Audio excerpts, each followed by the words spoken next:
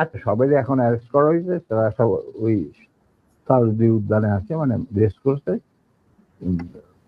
Army সারা ঢাকা শহরে ছড়ায় পড়ছে, তারা প্রত্যেকটা গাড়ি চেক করতেছে যে looking for the missing officer and abducted officer and his wife.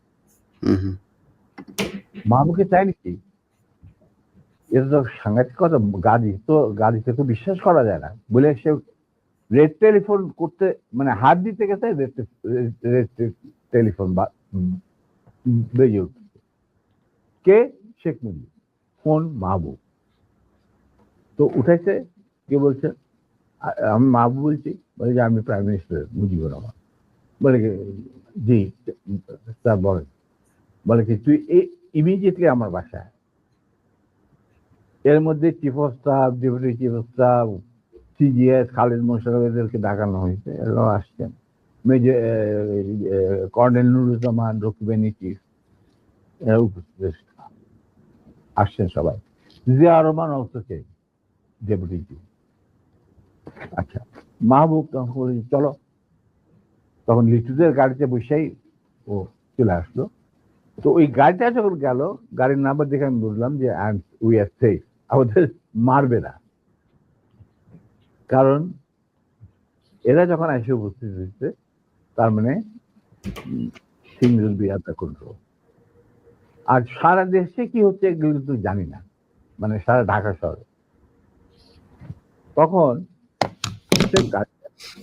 গেটের সামনে থামলো, ওটা থেকে মাহবুব নামলো, সব ওনার লিচু গাড়ি নিয়ে দূরে গিয়ে সামনে ব্রিজের কাছে থামলো, গাছের ছায়া নিচ্ছে। আমরা যে মাইক্রো বাসটা আসছি, ওটা কিন্তু ওরা জানে না। মাহবুব চলে গেল ভিতরে।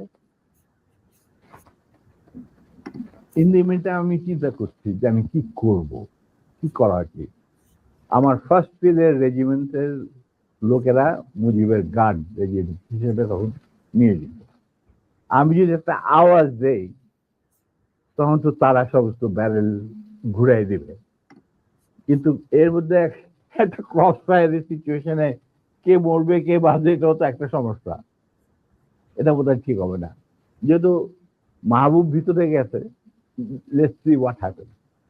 কিছুক্ষণের মধ্যেই মাহবুব, আমি দেখলাম যে মাহবুব না, শেখ কামাল, রেহানা, তারপরে শেখ জামাল, বেগম মুজিব নিচে গেটের বাইরে এসে আমাদেরকে খালাম্মা টালাম্মা চলার অসুবিধা, মানে রক্তাক্ত চুল্লু, ওদের দেখে তো ওরা ঘাবড়ে গেছে। তারপরে নিম্মি